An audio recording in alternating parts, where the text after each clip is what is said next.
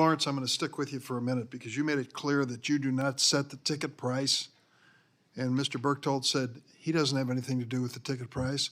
Who does set the ticket price? That's an excellent question. That was actually the thing I was most surprised to hear in Mr. Berchtold's speech, because we definitely have absolutely no say. And if we actually ask the venues in advance, which we often do, they say that's a Ticketmaster thing.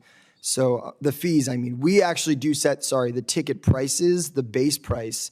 The artist does have a say in setting for sure. But those added Ticketmaster service fees, we have absolutely no say. And the venues claim that it's a Ticketmaster. Mr. Berchtold, you want to add anything to that? Thank you. Yes, as Mr. Lawrence said, the band sets the ticket price. The service fee level is set by the venue. And you control the venue. Do you not? Of approximately Live Nation? Of approximately 4,000 venues in the United States per Pollstar, Live Nation operates approximately 200. So roughly 5% of the venues in the country. Are they the biggest? No, sir. They're generally not the biggest. The biggest tend to be the sports venues, the arenas, the stadiums controlled by the sports teams or the owners of the sports teams. Next up, Senator Lee. Thank you, Madam Chair. Fact that Ticketmaster has 80% of major venues contracts in the U.S. It is absolutely our policy to not pressure, threaten, or retaliate against venues by using content as part of the ticketing discussion. Mr. Michelson, have you seen Live Nation leveraging its power as the leading concert promoter to pressure venues to use Ticketmaster for primary ticketing? How are they able to do that?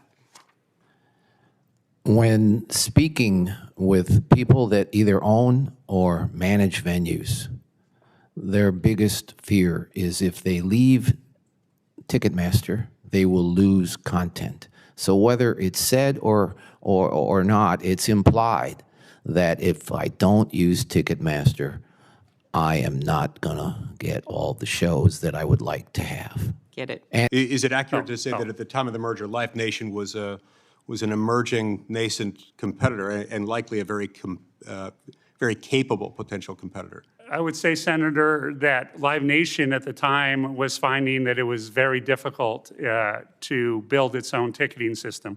That one of the driving motivations to the Ticketmaster merger was the feeling that it wasn't going to successfully build its own system, and it sought to find one that could more effectively serve its needs of selling tickets for fans. Yeah. Do you agree that the ticketing market was more competitive when Ticketmaster was competing with Live Nation as separate companies?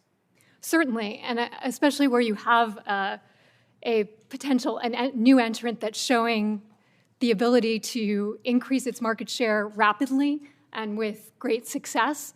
That's precisely the kind of pressure that you would want to have on a dominant player to make sure that they act in a competitive fashion.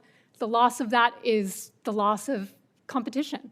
Exactly. Acknowledge that it is the standard practice of venues in the United States who own ticketing rights to maximize the value of the ticketing rights they own by having long-term exclusive agreements with primary ticketing companies.